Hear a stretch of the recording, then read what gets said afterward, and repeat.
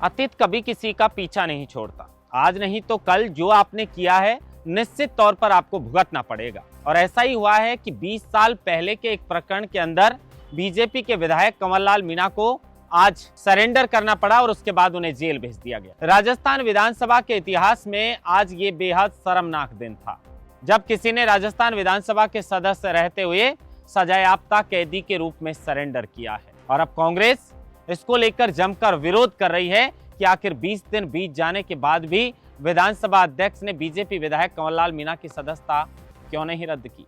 बातचीत इस पर भी करेंगे विस्तार से, लेकिन रविंदर सिंह भाटी विधायक हो तो भाटी जैसा ये नारा अब हर जगह गूंजने लगा है और युवा जमकर रविंदर सिंह भाटी की तारीफ कर रहे हैं।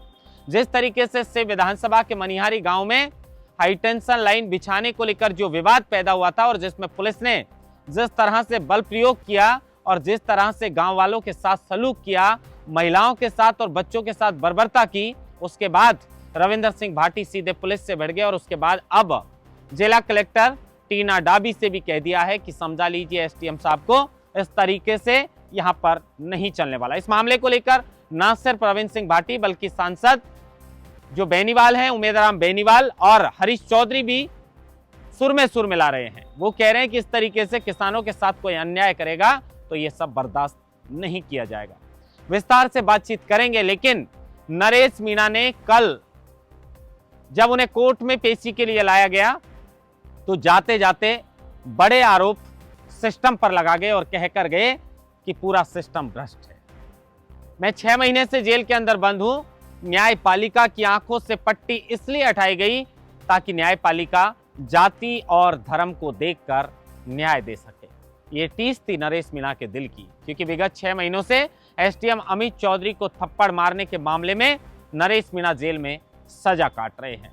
लेकिन ये सजा नरेश मीणा जो काट रहे हैं, उसके बाद नरेश मीणा का भाग्य का उदय हो सकता है। वो इसलिए क्योंकि आज अंता के जो विधायक हैं वो जेल पहुंच चुके हैं और अगर उनकी सजा कम नहीं हुई तो उनकी विधायकी जा सकती है, और अगर उनकी विधायकी गई तो अंता में उपचुनाव हो सकते हैं, और अगर ऐसा हुआ तो नरेश मीणा वहां से ताल भी ठोक सकते हैं। नमस्कार, आप देख रहे हैं लोकमत हिंदी और मैं हूं आपके साथ महेंद्र मासूद।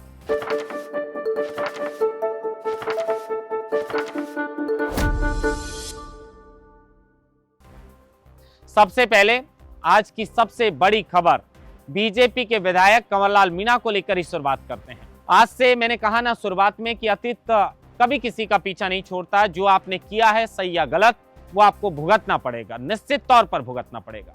आज से 20 वर्ष पहले कंवरलाल मीणा ने तत्कालीन एसडीएम की कनपटी पर गन लगाई थी और इसी गन लगाने को लेकर राजकार्य में बाधा सहित कई धाराओं में इनके खिलाफ मुकदमा दर्ज हुआ था। अब आप सोचिए 2005 का ये मामला था और 2025 में जब केंद्र में बीजेपी की सरकार है, जब राज्य में बीजेपी की सरकार है, कंवरलाल मीणा खुद मौजूदा विधायक हैं अंता से, उसके बाद भी कर्म ने पीछा नहीं छोड़ा, क्योंकि उन्होंने जो किया था वो उन्हें भुगतना था।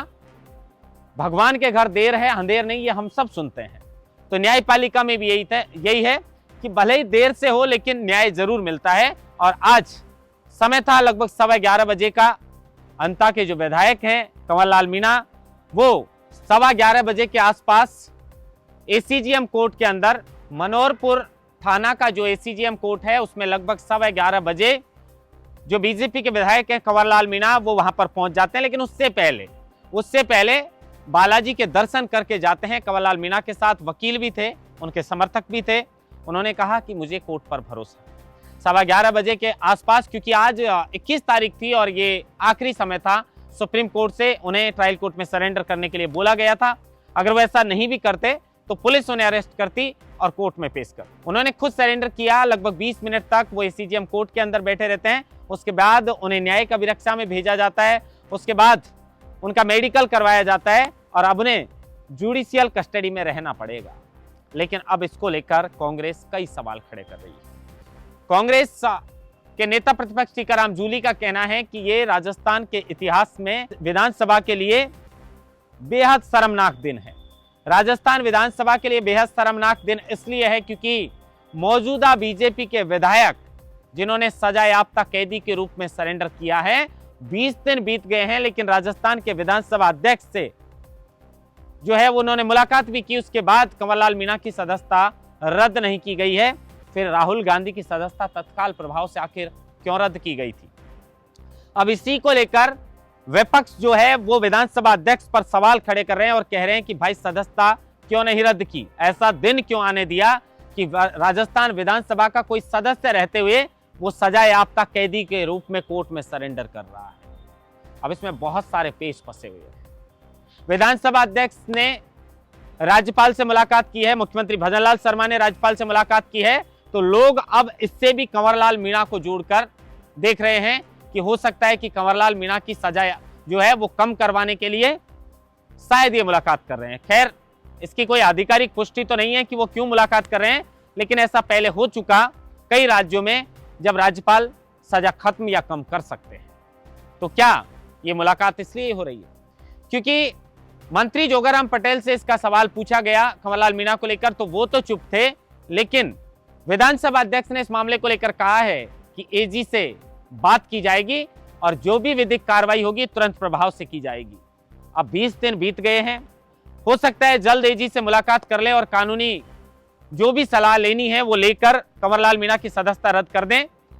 कहा ऐसा जा रहा है कि सजा कम करने के लिए कंवरलाल मीणा याचिका लगा सकते हैं। अब 3 साल की यानी 36 महीने की उन्हें सजा सुनाई गई है और जनप्रतिनिधि अधिनियम जो है वो ये कहता है कि किसी भी जनप्रतिनिधि को अगर 2 वर्ष या 2 वर्ष से अधिक सजा सुनाई जाती है तो उसकी सदस्यता रद्द की जाएगी, की जा सकती है।